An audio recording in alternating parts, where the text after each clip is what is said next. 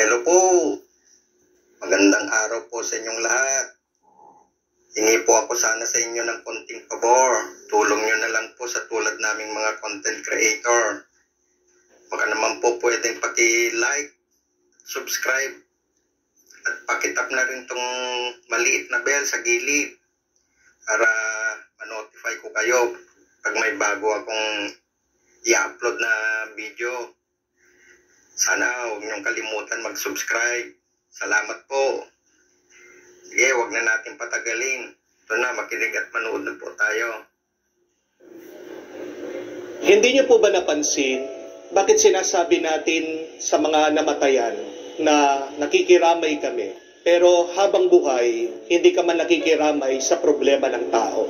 Bakit hihintayin mo pa na mamatayan siya bago ka makiramay doon sa tao? Bakit kung kailan patay na yung tao, doon natin siya sinasabihan na rest in peace? Pero bakit habang buhay siya, hindi man live in peace? Kung kailan nagtagumpay ang isang tao, doon natin siya sinasabihan na mabuhay ka.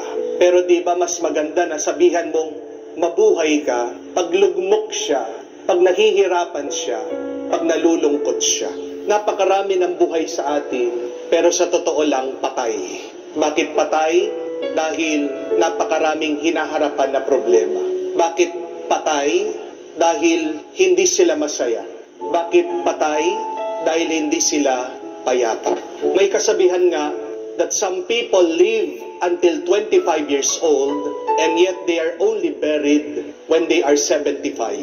Ano pong ibig sabihin? Bakit nabubuhay lang tayo hanggang 25 years old? Dahil yung pagkapanganak natin hanggang bago tayo magtrabaho, yun yung mga pinakamasayang oras at panahon ng ating buhay. Doon natin nararanasan na buhay tayo. Pero pag nag-umpisa na tayo at nagsimula na magtrabaho, magkaroon ng responsibilidad, ng obligasyon, parang lumilipas na lang, dumadaan ang ating buhay. We are like walking dead. Buhay ka pero sa iyong kaloob-looban, patay ka talaga. At tayo ay nililibing pag tayo'y matanda. Ang tanong, paano ba mabuhay na payapa? How can we live more peacefully? How do you live a peaceful life? Dalawang paraan po. Una, always live in the present. Mabuhay ka sa kasalukuyan. May kasabihan nga that there are 2 days in a year that we cannot do nothing. The first day is what we call yesterday. And the second is what we call tomorrow. Dalawang araw lang sa buong taon, wala kang magagawa. Yung kahapon at yung bukas. Pero napakarami sa atin nabubuhay pa rin sa kahapon. Meron tayong mga regrets, mga pagsisisi. Hanggang ngayon, hindi natin matanggap yung ating mga nagawang pagkakamali. Hindi natin maiwanan ang ating kahapon. At napakarami sa atin nabubuhay sa kinabukasan, sa mga darating. A lot of us live our lives full of worry and anxiety. Kaya nga, nauubos yung ating lakas, nauubos yung ating tuwa, kaya wala kang kapayapaan. Pero anong sinasabi ng ating Panginoon sa atin? Sino ba ang ating Diyos na sinasamba? He is the God of Abraham, Isaac, and Jacob. He is the God not of the dead, He is the God of the living. Ang ating Diyos ay Diyos ng mga buhay, hindi patay. Pag nabubuhay ka sa nakaraan, patay ka.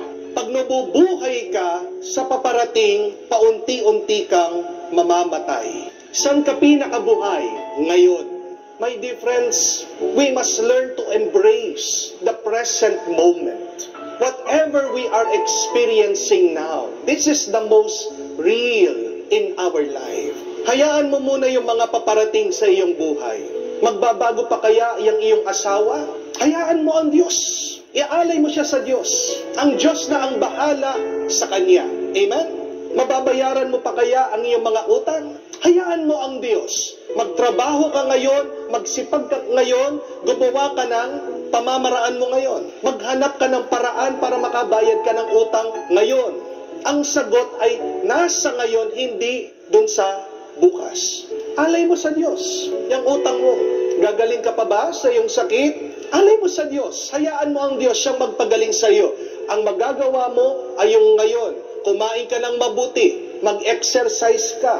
Huwag kang masyadong may stress dahil nakakatulong yan sa iyong sakit. Huwag kang masyadong may stress dahil lalo kang magkakasakit sa kakaisip. Di po ba? So, let us remember the words of Jesus that worry will not add another day to our life. Kahit na anong gawin mo, na isipin yung bukas, isipin ang iyong mga problema, hindi madaragdagan ang iyong lakas, ang iyong buhay, at ang iyong kapayapaan. Amen? That is the first. We must live day by day. Embrace each moment. Live in the present. But secondly, if you want to have a peaceful life, you must learn to mind your own business. Amen? Huwag mong problemahin yung problema ng ibang tao. Hayaan mo yung buhay ng ibang tao. Kung ano man yung ginagawa nila, kung ano man yung iniisip nila, buhay nila yon. Meron kang sariling buhay, oras, panahon, pinagkaloob ng Diyos sa iyo. Bakit napakarami sa atin nawawala ng tuwa, ng saya, ng kapayapaan? Because we are not minding our own business. Tingnan niyo po ang mga Pariseo. Bakit walang kapayapaan sa puso nila? Kasi pakialamero sila sa buhay ng ibang tao. Hinuhusgahan nila yung mga makasalanan, pero hindi man nila makita yung sarili nilang pagkakasala. Hindi po ba? Pinapakialaman nila ang misyon, ang paglilingkod ng ating Panginoong Jesucristo. Pero hindi man nila mabigyan ng pansin yung sarili nilang pagbibigay ng papuri, pasasalamat at pananalangin sa Diyos. My dear friends, our biggest problem in our life is worrying about the problems of others. Remember that life becomes easier when you mind your own business. Allow people to do what they want to do to make themselves happy and peaceful. Kung nagkakasala sila, sige, sabihan mo. Sige, pangaralan mo. Pero hanggang dun lang, huwag ka maghihimasok sa buhay nila. At bago ka makialam sa buhay ng iba, siguraduhin mo muna na maayos ang buhay mo. Di po ba? Napakarami sa atin ganyan. Ang problema, kala mo napakalinis ng ugali, pero mas malala, mas grabe pa sila. Hindi po ba? Ano ngayon kung bumili ng bago sasakyan yung kapitbahay mo? Bakit pinoproblema mo? Ikaw ba magbabayad dyan? Ano ngayon kung nagpa-no-slip siya? Kung nagpatato ng kanyang kilay? Baka inggit ka lang. Baka gusto mong paayos yung ilong mo, wala kang pera. Hayaan mo siya. Kung hindi magandang pagkagawa ng ilong niyan, mahuhulog din yan. Kung hindi po maganda ang pagkatato ng kanyang kilay, mabubura din yan. Hayaan mo siya. Kung yan yung feeling niya, gumaganda siya, sumasaya siya, problema niya yon. Hindi po ba? Ano ngayon? Kung nakikita mo palaging nagbabakasyon, kumakain sa labas, nag-i-Starbucks, kahit na alam mo yung buhay nila, maraming utang yan. Wala namang pera yan. Pero tingnan mo, palagi silang lumalabas. Ano ngayon? Problema niya yun. Ikaw meron ka sariling problema. Amen? Kung nakikita mo yung mga kabarkada mo, merong bagong iPhone, merong bagong gadget, may bagong sapatos. Ano ngayon? Kung gusto mo rin bumili, bumili ka. Kung wala kang pera, umutang ka. Gumawa ka ng sarili mong problema. Bakit mo ba binibigyan ng oras at panahon ang problema ng ibang tao at hindi yung sarili mong buhay? Ang problemahin mo. Yan ang nagiging dahilan ng kaguluhan ng ating mga isip at damdamin. Because we do not know how to mind our own business. Mga kapatid, subukan niyo po ito.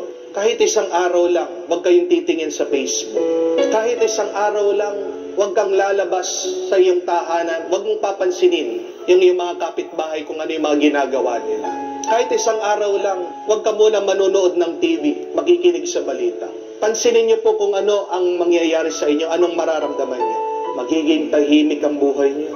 Dahil wala kang ibang binibigyan ng oras at panahon kung hindi ang iyong sarili. Bakit ba hindi umaayos ang ugali ng iba? Kasi yung sarili nila na dapat ayusin nila, hindi nila maayos-ayos. Hindi po ba? Ang kasabihan nga, when you learn to master your peace, your life will become a masterpiece. Uulitin ko po. When you learn to master peace, your life will become a masterpiece. Gusto mong maging maganda ang iyong buhay? Umpisan mo. Kapag sasaayos ng kapayapaan sa buhay mo, paano mo aayusin ang buhay mo? Unahin mo, bigyan ng oras at panahon, ano ang iyong kailangan gawin ngayon. Be present in this moment. Iwan mo ang nakalipas, hayaan mo ang kinabukasan. God is present today. He is the ever-present God. But secondly, mind your own business.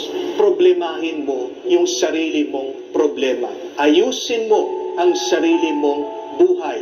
Huwag mong papakialaman ang buhay ng iba. Maraming salamat sa iyo, kapatid, at pagpalain ka ng Panginoong Hesus at tinapos mo pakinggan itong mabuting aral sa araw na ito.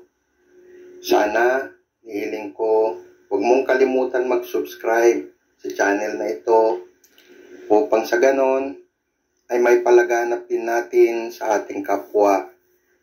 I-likes nyo, i-share nyo itong video ito upang sa ganon malaman ng ating mahal sa buhay at ating mga kaibigan na tayo ay meron tayong matatanggap na pagpapala sa pakikinig ng mga ganitong klaseng programa ng ating Panginoon.